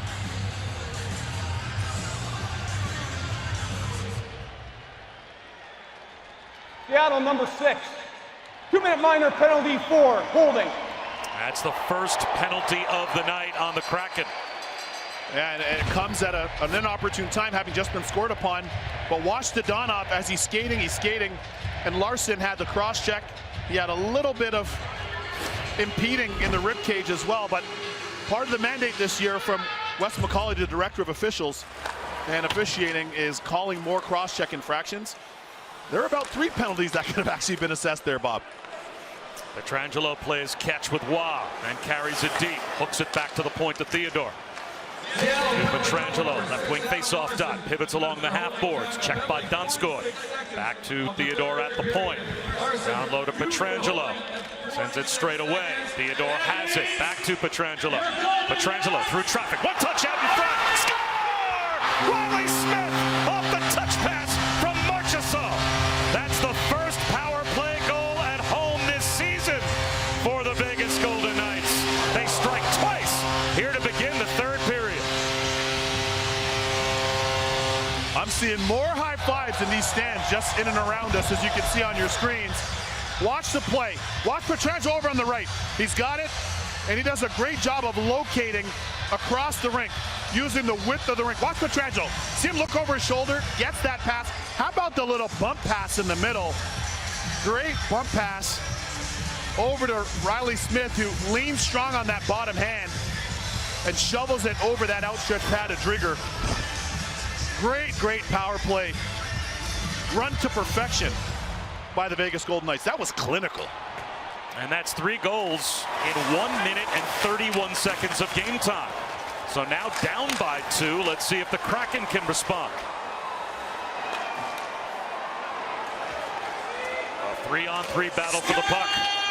Dunn ends up with it at the left point. Walls off Kolasar to Johansson through traffic, blocked in front. Johansson follows up, back to the point. Gets a return, intercepted by Theodore and out to center. Jarnkrok brings it across. Johansson, one touch to Jarnkrok. Jarnkrok had to pull it back as Kiki would have been offside. 30 seconds of the third period. Jonas Rondbjerg down the wing. His shot blocked before it got through to Drieger. And now it's gathered behind the net by Jaden Schwartz. Had his pocket pick, though, taken away by Brett Howden. And now throwing the body around is Paul Cotter. Off the stick of Howden, through center. Schwartz waits for help. Drops one off to Larson. Adam Larson, sharp angle shot, deflected in front, and banked back out to neutral ice by Jonas Rondbjerg. Larson, open ice, gets it across the line. Schwartz pivots. He'll hand one along the half boards to Wenberg.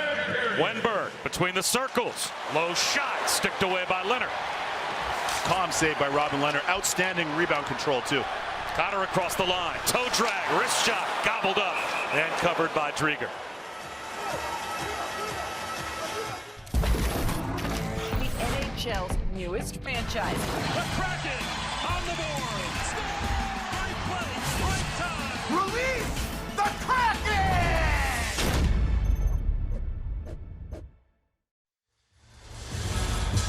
The Kraken need to release some offense now, down by 2, as Shea Theodore with his third at 30 seconds. Riley Smith his third at 1:16. Marchessault assists on both. Waugh with an assist, and Pietrangelo as well. As Smith's goal scored on the power play, only the third power play goal this season scored by Vegas. The defense figuring prominently in the offense for the Vegas Golden Knights. 4 points so far between Pietrangelo and Theodore. Carrier tripped by Tanev. Another penalty called against Seattle. And see, here's the thing. If you're the Seattle Kraken, you can't afford to start panicking right now, Bob. That's what I'm looking for. A little composure. Seattle number 13. 2-minute minor penalty for tripping. And Brandon Tanev's a player you want on the ice all the time if you're head coach Dave Haxtell, because he's so responsible and because he has that speed. And you see that stick get right into the feet. Both skates he gets him into on Carrier. Easy call for the official. So after scoring a goal on their last power play, Waugh wins the draw. One-time drop. Oh! Saved by Drieger. Off the bullet from Pietrangelo. That one looked like it was labeled for the top right corner. And you see how shooters are. And shooters will do this in practice as well. If they see a goalie getting beat in a specific location, they'll keep going back there. I can't tell you how incredible of a glove save that is, especially after getting beaten by 2 shots to the glove side. Outstanding save there, though. The Kraken penalty-free for the first 41 minutes of the game. Now they've taken 2 minors in the last 2.5 minutes. Theodore marches up, rink wide to Pietrangelo. He's checked by the aggressive Larson. Good job, Adam Larson, to free the puck up, and it's taken back the other way by Riley Sheahan. Sheahan across the line, brings it behind the net, short-handed. Pins it up along the wall, doing a good job to kill some time here. And this is a must kill for Seattle to stay in this game down by 2. Pietrangelo drags one back to Waugh. He turns it over. Wenberg breaks the other way. Short-handed Alex Wenberg moves in. Couldn't get a shot off. And now content to try and kill some time. As the power play with the first 50 seconds burned for Vegas. Responsible defending there by Shea Theodore, using his skating, which is his best asset. And not only able to defend, but also not taking a penalty on that play either. Good hockey IQ and good patience in the defensive zone there by Shea Theodore. Chandler Stevenson back on the attack. His pass deflected off Donskoy. Ends up with Alec Martinez. Wraps one back. And now Dadonov trying to keep it onside. Worked over by Donskoy. Flips it to Stevenson. He'll take it beneath the goal line. He's hit by Alexiak. Down to 32 seconds to go in the power play, and it's taken out by Jaden Schwartz, shorthanded. Schwartz leans into the corner. And with 3 Vegas Golden Knights having to converge on Schwartz, he heads off for a well-earned change with 15 seconds to go in the power play. Stevenson beats Kolasar, gets a return. 3-on-2 in the corner. Good job by the Kraken when they have gotten the puck into corners on this kill to keep it there. Absolutely. Just work the clock. Continue milking the clock to your advantage. And Tanev out of the box. Dadonov to the puck. Swings it around to Stevenson. Back at 5 aside. And an intercept by Giordano. Outlets Tanev. Fresh legs out of the penalty box. Puts the brakes on. And goes after his own dump in. Beaten to it by Martinez, but plays it off the end wall to himself. Here is Dunn. Drive. Saved by Leonard. The rebound loose between the circles. And it's taken back by Carrier. That was a rocket. Really good blocker save through traffic by Robin Leonard.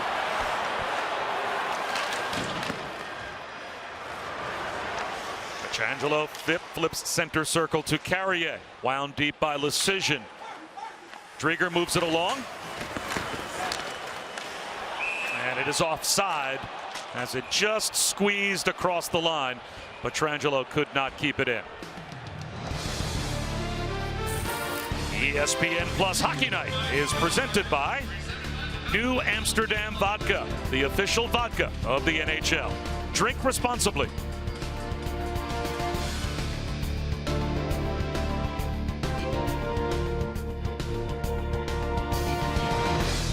These goals coming in quick succession.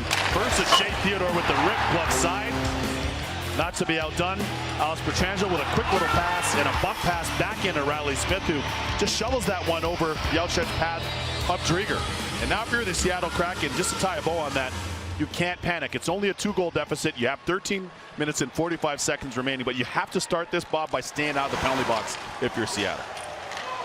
And just get the next one. Thank you. Right, make it a 1-goal game. Absolutely. And who knows what could happen. Here's McNabb, though, pinching in. He'll wind it deep behind the net. Matthias Janmark cycles it. Carrier pinned to the boards by Geekie. Carrier, though, wins the battle. Back to McNabb at the left point. Back to Carrier. He'll wrap it around to Theodore at the right point. Theodore, nice job to stick handle around. Shot towards the net. Loose, side of the net. And Drieger never saw it, but the rebound recovered and brought out by Johansson. In all the games I've seen so far this season, the ones we've worked, I haven't seen a team use their defense and go back to the point for shots as much as the Vegas Golden Knights.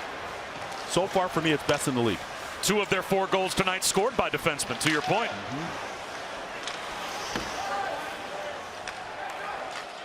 Dunn springs Eberle, drop pass Schwartz, moves in, wrist shot saved by Leonard. And the rebound, loose right wing faceoff dot. Dunn pinches in, gets it behind the net to Wenberg. Wenberg pivots away from Nick Hague. One-time drive, that's gobbled up by Leonard. Off the drive from Vince Dunn. See a look of frustration on the face of Vince Dunn, and the Panda, as he's affectionately known, Robin Leonard, the big man, standing big and tall. Nice job setting up on his blocker side post. Washed away, comes forward. Does a good job of not only making the save, but no rebound. And if you're on that bench now for the Vegas Golden Knights, if you're assistant coach Steve Spott from left to right, head coach Pete DeBoer, you got to say, hey, we love our game room right now.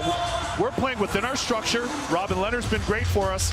And by the way, as you said, 30% of the goals, plus Jack Eichel, are not in uniform for the Vegas Golden Knights right now. As we talked about with Eichel and throughout tonight, looking at the injuries to the Mark Stones and Alex Pacioretty's, the cavalry is coming. Yeah, Carlson. For this Vegas Golden Knights team. And we do have some upcoming games for you on ESPN Plus Friday night.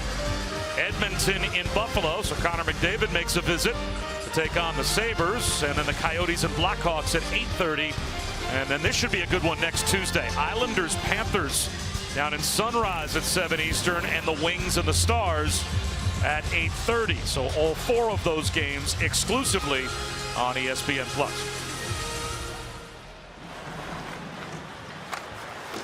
Wow wins another draw, and he's got to step through center. Backhands one to Marcusseau. Wrist shot high and wide. Johansson and Hague come together at the left point. Hague wins that battle. Now it's Donskoy sweeping at the puck. Taken back by Marchessault. Hague able to stick handle his way to the half boards. Soucy feathers one to Donskoy. Where will the offense come from for the Kraken as we approach the midway point of this third period? Down by 2. It's back to the point to Larson. Wrist shot. That goes wide with Geekie right on the doorstep looking to deflect one home. And Leonard didn't even see that one. Nice screen by Geekie. Taking away the sight lines is difficult because Leonard's a big goalie. And he can typically get a line of sight on shots, but great screen there by Geekie. Adam Larson ahead to Jaden Schwartz. After his own dump in. Walled off by Theodore. Eberle in on the forecheck. Into the back of Chandler Stevenson. But again, the Vegas Golden Knights able to work the puck out of harm's way. And here is Carrier to flip it deep, and they may be content to just win the territorial battle. Yes. For the next 11 minutes with a 2-goal lead. Methodical, really methodical, and it shows a lot of maturity for the Vegas Golden Knights to know that they're on home ice and they've got amazing fans. I mean, this isn't only great in the National Hockey League. This is one of the best atmospheres in the world of sports, period. They have a lot of best practices here. A lot of the visiting teams and teams from other leagues come and study what they do in terms of their in-game entertainment. And how about this, Bob, by the way? NHL All-Star Weekend, and the All-Star Game will be here in Las Vegas, Nevada, I might add, right here at T-Mobile Arena. You think that might be a show? Yes. I mean, just the pregame show alone when you come to a VGK game is enough to entertain you. No doubt. I guess you have to do a lot to stand out in Las Vegas, but they are doing what they can. It is a great atmosphere for the fans. Equally terrific atmosphere, by the way, in Seattle. That building thunders with the fans of the Kraken having gobbled up every available season ticket. So these are the 2 newest additions to the National Hockey League, and home atmospheres that do nothing but create great experiences for the fans. And home runs. Credit to the ownership of both these respective clubs and their commitment, you know, from David Bonderman and Jerry Bruckheimer and their group with Seattle to Bill Foley and his group with the Vegas Golden Knights. They both believe that hockey can flourish. It has flourished in their respective markets. It's been outstanding so far, and if you're an NHL fan, and we see so many that travel, make sure you get out to a game in Vegas and/or Seattle. Icing canceled out on the rush by McCormick. And now Nathan Bastian tries to dig it free, but again it just caroms back out to neutral ice. So Dunn has to retreat. Back between the circles on the back pedal in his end. Springs Johansson down the right wing. He'll drop one off, hoping for McCormick. McCormick lost his stick. Tries to kick it back into the Vegas end. Now Soucy gathers center circle. He'll bring it across. Soucy moves in. Shot. Stopped by Leonard. Lost the rebound. But sweeping it out of harm's way was Riley Smith. Alertly by Riley Smith off the initial save by Leonard. Good defensive instinct. Of course, Riley Smith's brother Brendan Smith, longtime NHL defenseman as well.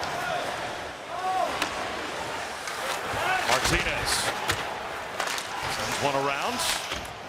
It's reversed by Stevenson. Kept by Larson between the circles. Lazan couldn't tee one up. And now Stevenson holds him off with the left arm. And with the right arm, able to manage the stick, keep the puck moving. And now it's flipped out by Carrier. Dodonov hoping for the puck to settle between his skates. It ends up deep, and now Carrier plays it up high. Nick Hague moves in. Nick Hague fires one. That's stopped by Drieger as he came out to play the angle. 8:28 to go in the third. Seattle hoping for a charge as they trail by 2 here in Las Vegas. This is ESPN Plus Hockey Night. Here comes McDavid. Connor McDavid! The greatest player in the game just showed why. A guy looking like the one guy that played college hockey with all the schlunkers and open hockey. That's not supposed to happen in the National Hockey League. It's so crazy. But that's what he looked like on that goal against the Rangers. No doubt, no doubt. He's a good 10-15% better than the rest of the league. And that's including his teammate Leon Draisaitl, the German, who's also been a league MVP and who's an amazing player in his own right. Incredible watching them. Pietrangelo, the defenseman, carries it deep once again. Off to Carrier. It's about a 3.5-minute advantage in the game for Seattle in terms of offensive zone possession. They have been in the Vegas end about 12 minutes to 8.5 minutes for Vegas in the Seattle end, and yet the Golden Knights have the 2-goal lead. Yeah, and that's the way it goes sometimes. I mean, that's just the way it goes sometimes. You know, I mean, there's allegiances too. We can get these allegiances. I also want to point out the fact that for the officials, I mentioned Wes McCauley. It is my man Stephen Walcom, the director of officials, and one of our very own officials gave me that heads up. Speaking of allegiances, check this out here. Somewhere back there is a young man who's a Kraken fan. Yeah, exactly. And the parents sitting on either side, not happy with the team he has chosen. Yeah, exactly. Exactly. I was just talking about allegiances. Oh, man. But this is a family game, and so much of what happens as far as the experience of playing. No, there we go. So they know the sign was seen here on ESPN Plus. So that might actually make SportsCenter. I hope it does. Every time we go, the mom is just so happy to put that She's so sign happy up. to put that up. I hope for Arda and everybody back in our studios back in Bristol, Connecticut, we can get that in the post game too. 7.5 minutes to go. Once again, the Kraken dump it in, but icing is called on Seattle. Let's go back to Arda. We'll work on the sign, Weeksy. But Ryan Callahan, what's with JT Miller scoring whenever you're in studio, man? It's unbelievable. Every time I'm here, he lights the lamp. He's going to have to pay me every time I come into studio so he can score more goals. I hate talking about him, but he keeps filling the net. Bob, via ESPN Stats and Info, 48 goals. I got to tell you, JT Miller, to Callie's point and Arda's point, has become a point-per-game player during his tenure in Vancouver. He's really flourished out there. An original New York Ranger, he's flourished out there in Van City. And welcome aboard Callie, another Ranger alum. Absolutely. And we're happy to have aboard. Yes, sir. Carson Soucy pins it up against the wall, frees it up to Dunn. Vince Dunn with a step up the half boards, had his pocket picked, taken back, and trying to weave his way through traffic was Brett Howden, but he was denied. Nice clean check there by Soucy. Solid, through the body, clean, nicely delivered. Wow. Feathers one past Shin. And Theodore pass taken back by Larson at the Seattle line. Here's Brandon Tanev. Under 7 minutes to go. Jeremy Lauzon sends it deep. Martinez in the corner. Double teamed. Tanev frees the puck up. Sweeping at it was Yarncroke, but could not find it. And Marchessault will send it across the Seattle line, where it's gathered by Lazan on the back pedal. His outlet pass off the stick of Riley Smith falls between the circles. There's a battle for it. Marchessault moves in and did not get a lot of speed on that wrist shot. Krieger got just enough to steer it aside. Marchessault behind the net. Able to get it to Riley Smith. Back to Marchessault. Back to the point to Martinez. Right point now Pietrangelo. He'll wind it deep. Riley Smith. And the trapezoid turns it over. And back the other way comes Yarncroke. But still no real estate through neutral ice with that 2-goal lead denied by Vegas for Seattle. Exactly. There's the dump in. Colasar with a one-timer. And Drieger was waiting for it. Eberle outlets to Wenberg. Wenberg across the line. Puts the brakes on. Holds. Wenberg drops one off to a cutting Alexiak. He puts it out in front. That's tipped wide by Schwartz. Back to Alexiak. Schwartz has that pass hop over his stick. Haig moves the puck. Nice one touch by Colasar. And an outlet now to Pietrangelo from Lecision. And Pietrangelo will wind it deep behind the net. 5 minutes and 15 seconds to go. As the Golden Knights holding on to a 2-goal lead. If you're a Kraken fan right now, you want to see them not only get into the offensive zone, but get more shots offensively, because now you got to start playing to the situation. Just a shade under 5 minutes remaining here in the third frame, and you've got a 2-goal deficit. There's Dadonov waiting for the rush by Johansson. Just took the puck away and keeps it in Seattle's end. Yeah. No shots the last 5 minutes for the Kraken at a time when they need offense desperately. Here's Geekie. He'll drive one, and that goes wide. Ends up between the circles. Johansson back up high. Cruising in with a backhander is Soucy, and that was stopped by Leonard. Nice save there by Leonard. And that's exactly what you need to see more of from Seattle. Get in, get shots. Pepper Leonard right now down the stretch. Force him to have to beat you, especially when you're down 2. Robin Leonard has stopped 19 of the last 20 shots he's faced, as Pietrangelo with the right skate blocked that wrister from Geekie. Riley Smith tried to put one through his own legs as he crossed the Seattle line. Turns it over to Vince Dunn. Eberle across to Wenberg. Wrist shot stopped again by Leonard. The rebound loose between the circles. Eberle out in front. And Schwartz was lurking, but couldn't find the loose puck. And it's poked back out to neutral ice. 3 minutes and 42 seconds to go in the third period. And the net now empty for the Kraken as they put Drieger on the bench down by 2. The extra attacker is on for Seattle. Here is Colasar off to Stevenson. He'll send one towards the empty net, and it goes just wide. Giordano. Stretch pass that was blocked. Colasar has it. Couldn't handle it. Wenberg moves in.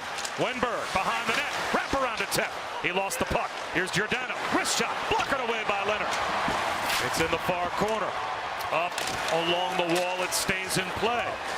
Wenberg has it in the corner. Puts one out in front. Sweeping at the puck was Yarncroke.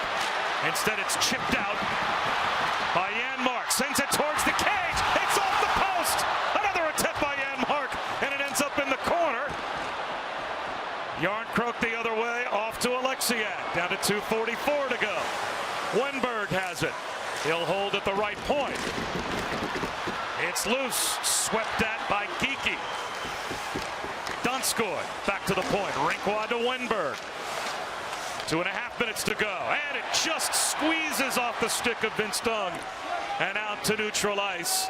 And with the empty net now, the Kraken had to exit the zone. Nice pressure by the Kraken, and right now is where you could also use a guy like Yanni Gord, who has not returned. He's not on the bench now for them, missing his speed, getting it on the forecheck, and also his experience as well. Pietrangelo moves the puck. McNabb there as well. They try to dig it free. Donskoy along with Johansson and Tanev looking for the puck for the Kraken. Tanev lost his stick. It's up and out of play. Will this be a penalty called against the Golden Knights with 1:54 to go to give Seattle a chance for a 6-on-4? Vegas minor penalty number 7, 2 minutes for delay of game. There it is. Pietrangelo sent it over the wall, and it is a delay of game penalty that will give a power play with the extra attacker as well, a 6-on-4 opportunity for the Kraken. I would think they'd probably call their timeout now. Yeah, exactly. I was looking over to the bench, and Robin Leonard trying to plead his case to the official there. Here's the shot of the Seattle Kraken bench. But here's another look at this. It's a backhander by Alex Pietrangelo, who's trying to get this off the glass and out of harm's way. And you see the Seattle players right from the outset saying to the officials, hey, none of us touched that. That's a penalty. Well, Matt McPherson, the linesman, definitely came in and seemed to signal, yes, I saw that go up and over with no deflection. Pietrangelo can't believe it. He's shaking his head as he's trying to head towards the penalty box. But Robin Leonard standing tall in this second half of the game. As the game's gone on, so too have the chances. And as the desperation mounts for the Seattle Kraken, Robin Leonard so smooth and easy with it in the net. Smooth blocker save. And here's this play by Wenberg. A shot through the screen. Robin Leonard does a nice job of really staying patient and doing a kind of a hybrid stand-up save there, something you don't see very much in today's NHL. Great patience on your feet is required to make a stand-up save. Wenberg lost the draw, and it swept the length of the ice by Riley Smith. So Giordano, with Seattle needing 2 with a power play, he'll send it back to Eberle. Eberle scored the first goal for Seattle on their first power play, but then they were 0 for 2 in the second period. This is their 4th opportunity. Kept in by Giordano at the point. Fires one through traffic. Leonard is able to hold on with Johansson just on the edge of the blue paint, hoping for a rebound, and nothing popped out. And I like that play by Giordano, especially if you're a defenseman, because he's convicted. Watch his heads up. He's like, I'm getting this to the net one way or the other. We have to take advantage of the remaining time here. There's only 1:26. We need 2 goals. So we have to be quick. We have to be concise. Quick touches, 1-2 touches, shoot. Try to, at this point, use the time you have remaining to your advantage, because what often happens is you try to make one pass too many, you end up burning the clock on your own team.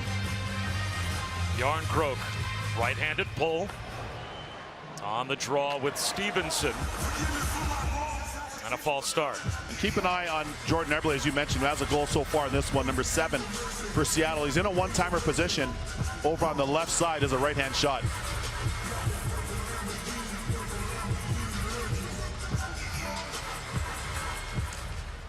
The draw won by Stevenson. Martinez able to clear. So that will force Giordano to bring it forward once again, down to the last minute and 12. Johansson tries to weave his way across. Gets it to Wenberg, back to Johansson. Digging after it is Järnkrok. Seattle needs a pair. And we're down to the final minute. Wenberg straight away, Giordano. Now Wenberg has it down low. One touch between the circles. Järnkrok's shot was deflected in front. Martinez gets it to Stevenson. Stevenson flips it. He's dragged down. That'll be a penalty called on Giordano. He had no choice as Stevenson was headed for the empty net. And what clearly would have been the game-clinching goal. And Giordano, without argument, just skates over to the box. Totally. Seattle number 5. 2-minute minor penalty for interference. Well, you know why that play happened, Bob? Seattle left a potential shot on the table down there in the offensive zone. If that shot's taken, the puck doesn't come out, and Mark Giordano doesn't have to get into a foot race with Chandler Stevenson, who can absolutely fly. And look at the desperation by Giordano. He's put in a bad spot. He has to, as you said. That's a penalty you have to take. And of course, with the face-off now happening in Seattle's end, you also now have to put Chris Driedger back in the net. Exactly. So now, instead of it being a 6-on-4, now at least for the moment, down by 2, Seattle plays 4-on-4. As there's still 49 seconds to go in the penalty to Pietrangelo. Only 42 seconds to go in regulation. So Donskoy has to be aggressive. They have to attack Vegas and get the puck back as Alexiak has it. 30 seconds to go. There goes Drieger. Drieger to the bench. So now it is a 5-on-4. Donskoy through center. Turns it over. McNabb has it. Wrist shot heading towards the empty net, blocked by Alexiak. But we are down to the final 13 seconds. So at the end of the second period and the start of the third, that was where the Vegas Golden Knights took control of this game. And the crowd rises here at T-Mobile Arena to celebrate a 2-goal victory for Robin Lehner and the VGK as they win it 4-2 over the Kraken. Convincing win here by the Vegas Golden Knights. A patient one. Starting in the net with Robin Lehner, who continues his outstanding play. But to me, it was the defense. The offense from the defense of the Vegas Golden Knights, Bob, that figured prominently here. Particularly Alex Pietrangelo, who was outstanding, and of course Shea Theodore as well. Hard-fought victory on home ice. Disappointing if you're the Seattle Kraken. You were right there. You did some good things. You were right there. But some self-inflicted wounds for Seattle. Great job by the Vegas Golden Knights in front of their home fans. We now welcome you to the Verizon postgame, where the Kraken have now lost 4 of their last 5. And certainly a different story for the Golden Knights, as they are now 6-2 in their last 8 after a 1-4 start, as they are treading water as best they can until the cavalry arrives. And in a span of 1 minute and 31 seconds, end of the second, start of the third, that's when the goals started to come for Vegas. Exactly. That strong side one-timer by Shea Theodore, and then Riley Smith, who played his college hockey at Miami of Ohio, with a little bit of a chip pass and a chip shot over the outstretched pad of Drieger. So a real complete night, complete victory for the Vegas Golden Knights. Hard fought on their home ice here at T-Mobile, but a lot of positives you can take from it. If you're Dave Haxall and the Seattle Kraken, this is really a tale of 2 games, and they're not far off right now. They're doing some really good things. You got to give Drieger, a little bit of grace. This is his first start, as you pointed out, on the season. He came on in relief, coming back from that knee injury that he had, and he'll only get better as time goes along. But this division is more balanced, and teams are starting to play, continuing to play better than maybe we expected. As we take a look at our 3 stars of the game, brought to you by New Amsterdam Vodka. Pietrangelo, star number 3. Pietrangelo almost. It actually is Pietrangelo. I think he came out thinking he was star number 3. Good call. He's actually star number 1. Yep, he was great. No drop off in his game. Longtime captain of St. Louis Blues. Of course, Stanley Cup champ, and he certainly, again, will be playing in the Olympics for Canada this upcoming winter. We'll have more in a moment from Vegas here at T-Mobile Arena. But right now, we're going to head back to the studio and check in with Arda. Thank you very much, Bob. With Ryan Callahan, Barry Melrose, I'm Arda O'Kell. Yeah, that Pacific Division is really clogging up, including a lot of teams that, at least early on in the season, you wouldn't think they'd be performing to this level. No, it has. And I think the biggest thing for Vegas in this division, which I consider a little bit of a weaker division, is just holding on while they've got guys like Pacioretty, Stone, Carlson, now Eichel kind of on the outside looking in, waiting for them to come back. So they're just trying to tread water, stay in the race. I think once they get those guys back, they're going to be the class of this division. All right, we're going to go back with Alex Pietrangelo standing by.